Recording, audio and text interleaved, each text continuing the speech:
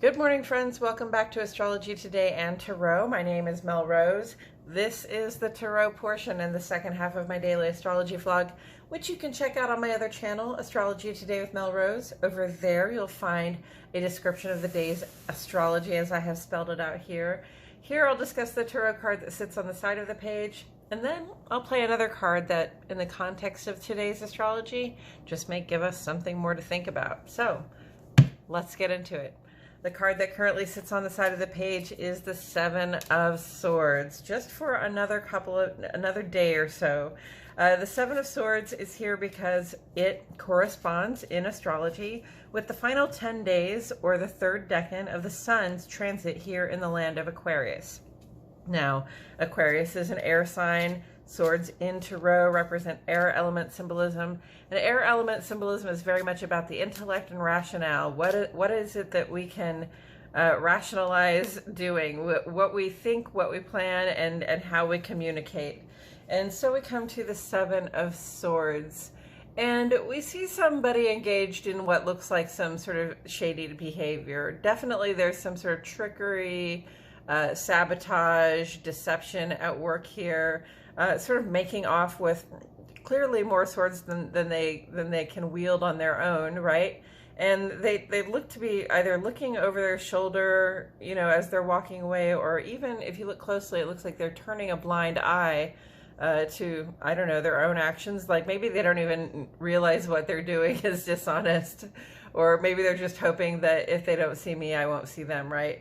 So this is a card about deception, trickery, sort of turning a blind eye or being asked to turn a blind eye to something. And, you know, sometimes we're just dishonest. Everybody has engaged in dishonesty at some point in their life. Sometimes we feel under pressure to misrepresent ourselves, to, you know, say we've been somewhere or done something that we haven't.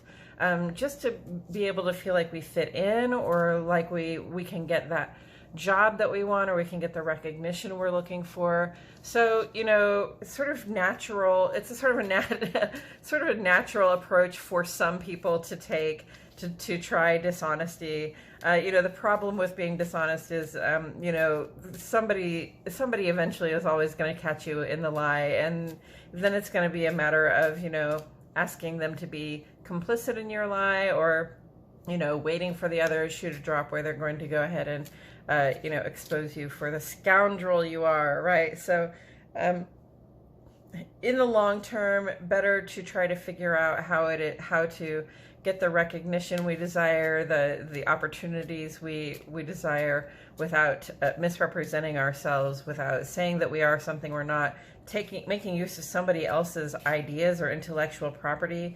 Something that always comes up for me with this card is, like, if you have intellectual property, look out for it. Don't let somebody make off with it, because I think that's very written large in that image there. So if you think of those swords as thoughts, words, and actions, somebody is making off with somebody else's thoughts, words, and, I mean, communications. So let's be careful about that, right? Let's be careful about how other people want to use our words and our expressions, and our ideas, as well as our intellectual property. And with that said, I'm going to turn this card over. Okay, we got Grail 6. And this is the Arthurian legend tarot, so it's about King Arthur and the Knights of the Round Table. And Grail 6 here is it corresponds in regular tarot with the Six of Cups. So it's a source of inspiration, is what it is. And what we see here is a sort of a source of a spring, a source of a river, right, where the water springs up out of the ground.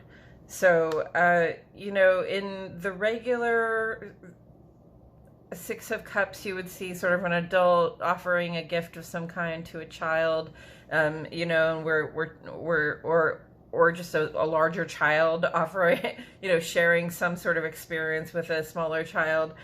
So, you know, it's about a fond memory, but it's really about, you know, an emotional source of inspiration. Okay, grails or cups are very much about the emotions, about how it feels. You know, when we have an experience, what is the emotion that arises? What is the physical experience that comes with that emotion?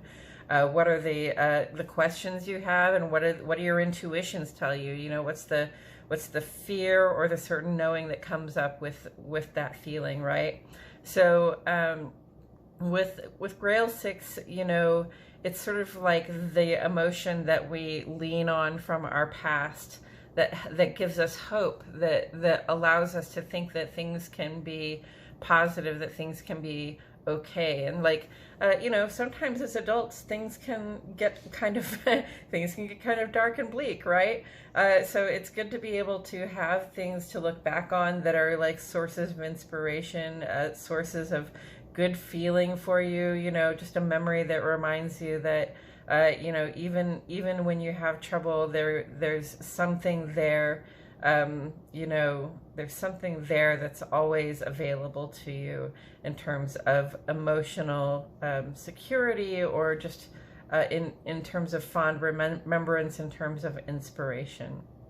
Okay, so where do we see this on the page?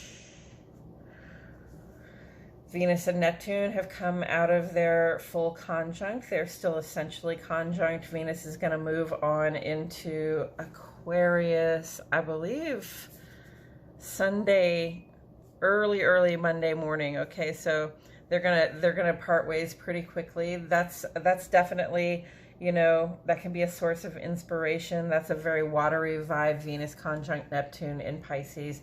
The sun is moving on into Pisces tomorrow afternoon, so we're all about to get into that to that more emotional, connected, sort of all embracing space, however that works for you and me individually. Right? So the sun is about your outer life. It's about the work that you're doing in the world. It's about your ambitions, the things that you want to get done, you know, to be a benefit not just to yourself but to the collective. And definitely, while the sun was in Aquarius, that was very much on our minds, like building security, renewing, reinventing, replacing systems that no longer work, especially in terms of what is needed in the collective and what kind of work we could do toward that. When the sun moves into Pisces, and this is what I think is cool about Aquarius and Pisces, is the thing they have in common is inclusiveness. So, and that is a theme that comes up in Grail 6. It's about, you know, sharing what we have. It's about sharing our gifts. It's about sharing kind regard and even love. It's about sharing friendship. It's about sharing, you know, from a place of goodwill, from a place of compassion and empathy. So, you know, in Aquarius, the sharing is about sharing support. It's about doing work that will create support and uplift, not just for ourselves and our loved ones, but for the community and the collective. And then when we move into Pisces, it's more of inclusive on the emotional level, just like all people fall under the umbrella of our care, all living things, all you know, everything that is good in this world just sort of falls into our embrace, and our hearts open up to it. And that's still having to do with the sun side of our life, our work, social, and civic sphere. We come with a little more open, loving, inclusive attitude. Pisces is also, you know, an end point. So, you know, the zodiac goes Aries through Pisces. And so Pisces is like the bookend back to back with Aries, which is the beginning. And in Aries, when the sun is in Aries, we're going to be making a bunch of fresh new starts. Like everything's going to be full speed ahead. It's going to feel very active and assertive and like, yes, I'm ready to go. I want to get done. But while we're in Pisces, the vibe is very much more relax, reflect. Think about the things that inspire you. Think about the things that make you feel connected or make you feel like you can connect, okay? That's very much the vibe that we're going to be in while we're in Pisces. So big Pisces stuff coming up and coming on. I love it that Grail 6 showed up here, because it is a point of inspiration, and that's what Pisces is about. It's about, you know, relaxing and reflecting, looking back, but it's also just about allowing ourselves to feel our connections and to feel inspired and to feel that sort of love and embrace that we have for all things. Okay, so taken together with the Seven of Swords.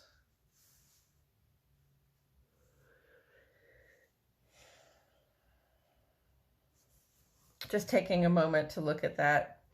I would say that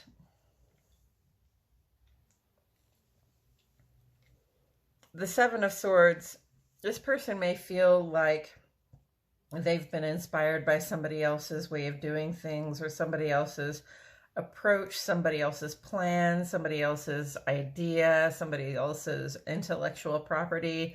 They may feel that they've been inspired by somebody else's stuff, and they just sort of make off with somebody else's idea. Or, they may feel that it's an inspired thing to misrepresent themselves so that they can get the sort of recognition and inclusion that they're looking for. But it's not really inspiration so much as it is just sort of taking something that we think is going to work for us and trying to put it to work for us, right? Whereas if this person sort of reflected on their past, if they reflected on their connection to the people around them, on the importance of, people's thoughts, plans, and words being their own, they could have found a way to get the recognition, the support, the success, the inclusion that they were looking for without having to misrepresent themselves or without having to lie. And I know I've brought up George Santos like 4 times in a row here, but he's such a good inspiration for this, right? Here's a person who clearly has had a lot of support in his life, and he's not a stupid person, and things have gone well for him. And I have to believe that there were times in his life that he got some sort of support that he needed, simply out of kind regard, just simply out of, somebody showing up for him in a way that he needed somebody to show up for him. And, I feel like if he had sort of reflected on that and come back to that place, that perhaps he might not have felt the need to be dishonest to make the progress that he has made. He feels like he's making progress, but he gets slowed down more and more every day because more lies come out, more half-truths come out, more things that he said or did, or that he was there for it when it didn't really happen. And so, he's kind of getting excluded now, right? And the whole thing, the whole thing about I wanted to say Neptune. Neptune is in Pisces, and it's at home in Pisces. The whole thing about Neptune and the whole thing about Pisces is feeling that connection and understanding that, we have to come from a loving source ourselves, right? We have to come from a compassionate source ourselves. We have to understand that the source of our inspiration is what connects us to other people. And I don't think that he's in that understanding right now. And I really hope that he gets back to it. This is the truth, and this is a lie, is basically what I'm seeing here, And this person is turning a blind eye to that sort of historical truth, that sort of compassion that they were given, or that sort of kind regard, that inclusion that they were granted at some point. They know that it is possible. So why would you continue to misrepresent yourself, right? if you know that it's possible. Probably because, like some people I think come to the conclusion eventually that being kind and leaning on their inspiration and trying to be honest doesn't get them very far.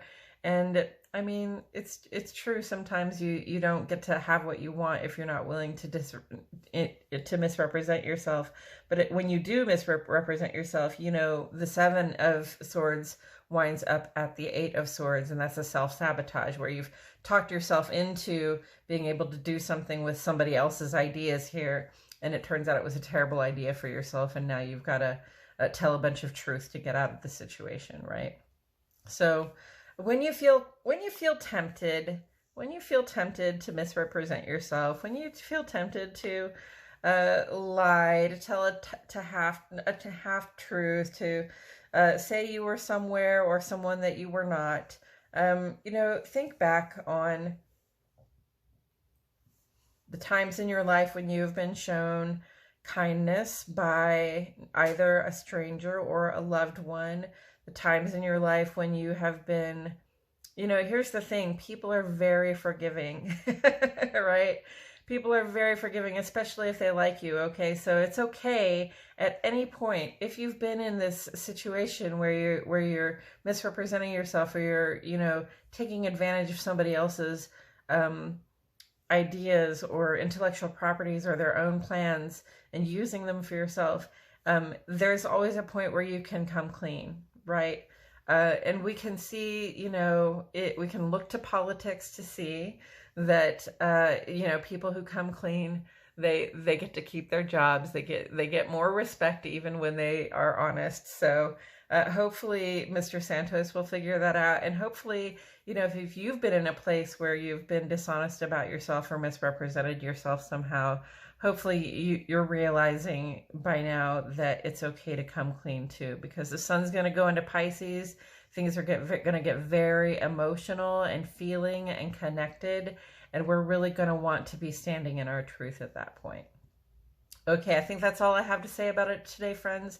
Thank you so much for joining me. I truly appreciate your presence here. My name is Mel Rose, and I'll see you all back here tomorrow for more Astrology Today and Tarot.